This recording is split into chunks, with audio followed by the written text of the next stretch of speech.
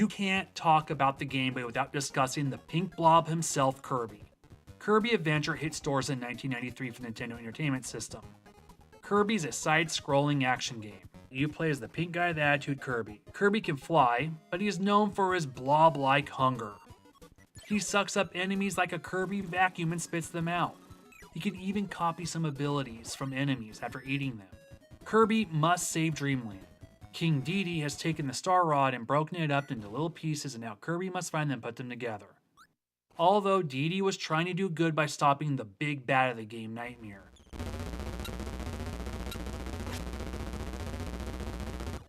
Dedede and Kirby join forces to defeat Nightmare. Kirby's Adventure is a great game and a lot of fun. It stands out as one of the best NES games. Kirby's Adventure was the sequel. Kirby's Dreamland was the first game in the series, and our first introduction to the Kirbster. Developed by HAL and released for Game Boy in 1992 by Nintendo, it would become a successful franchise, now with over 20 titles, plus not to mention Kirby cameos and other games. In Kirby's Adventure, King Dedede is up to no good and has stolen all the food in Dreamland. Kirby, realizing that his dietary needs are in jeopardy, decides to fight him and recover the much-needed produce. Before a stage, you get a fun little cutscene. They are humorous. It shows this game doesn't take itself too seriously. Unlike Kirby's Adventure, Kirby cannot copy enemy abilities. Instead, he must suck them out into his gut and regurgitate them in other enemies. When he does it, it comes out as stars. By pushing down the D-pad, he can just eat them instead. He can also use air as a weapon too. Can't forget his love of blocks, he can chuck those as well. Along his journey, he will take some hits. There are potions to remedy this. Recognizable villains in other Kirby games make their first appearance in Kirby's Dreamland. Although, I think most of the enemies seem harmless to me, like the birds. They're just minding their own business. Boo, or his distant cousin, ditches the war with Mario and now picks a fight with Kirby.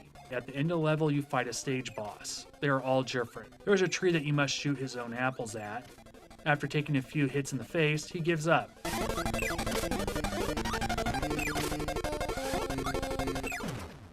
Aw, he has one tear down his eye. That's so sad.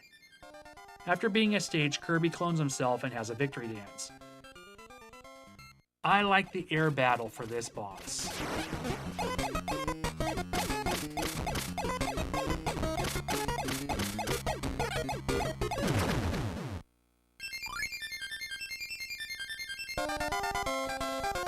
Get down, Kirby.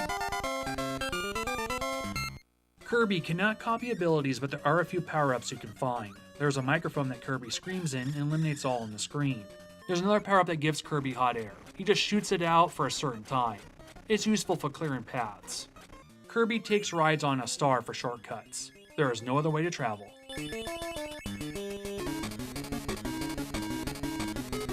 Mount Dedede, you finally confront King Dedede. But first, you must do an endurance run and fight all the previous bosses again.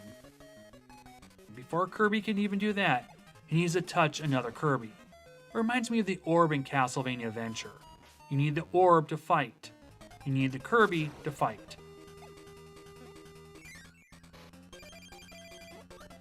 Like in the Mega Man games, you can choose any order to play first, besides King Dedede.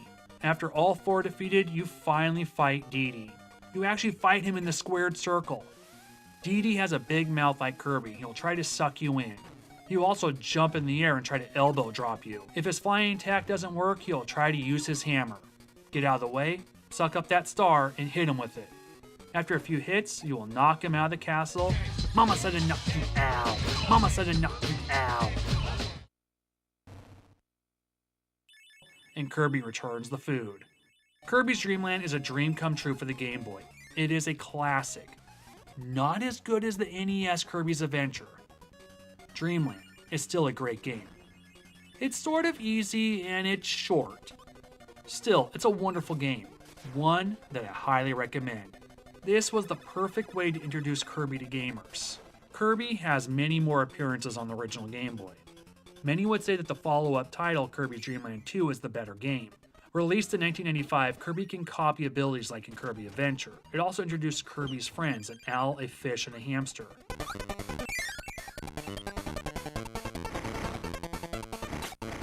When he's riding with one of his animal friends, Kirby's abilities change what his animal friends can do. Kirby's Dreamland 2 is much harder than the first game. I would say more difficult than Kirby's Avenger. It's a fun game and one I recommend checking out. Kirby Pinball Land was released in 1983. It is the second Kirby game to be featured on the Game Boy. It's Kirby and Pinball combined.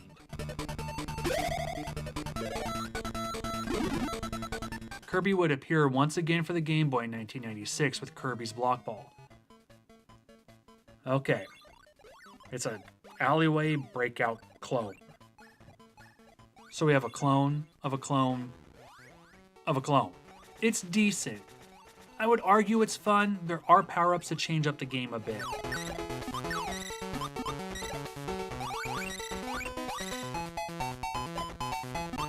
The very last Kirby game that came out for the Game Boy, the original Game Boy, was the 1997 Kirby Star Stacker. It's a puzzle game. It can be also very addictive. It's a lot of fun. I actually enjoy this one over Kirby's Block Ball.